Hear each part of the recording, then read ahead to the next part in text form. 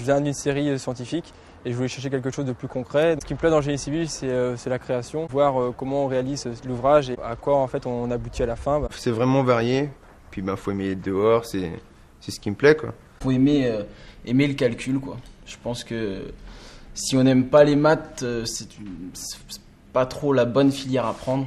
On va traiter à la fois de la construction d'ouvrages d'art, donc on va plutôt traiter le béton armé, le béton précontraint.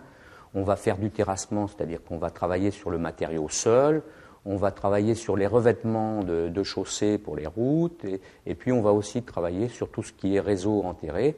On peut subdiviser leur formation professionnelle en deux grandes parties. Une partie étude des ouvrages qui va concerner plutôt les connaissances technologiques, la mécanique des structures.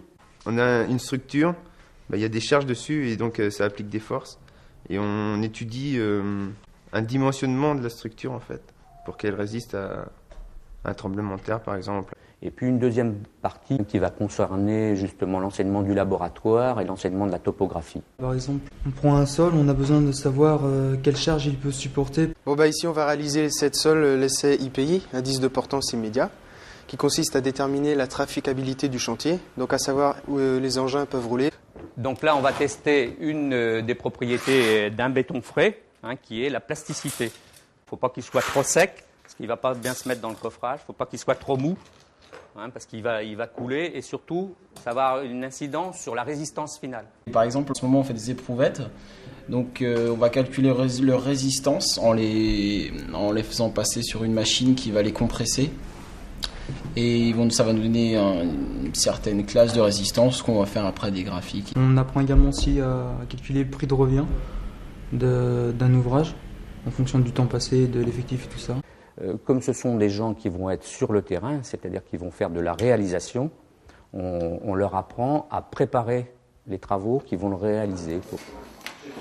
Bon, autrement, le planning, là, c'est votre planning définitif, ça y est, c'est fini. Et le projet, en fait, c'est la synthèse de tout ça, en fait, de tout ce qu'ils ont vu dans les autres disciplines professionnelles. On se met en situation, c'est comme si on était sur le terrain.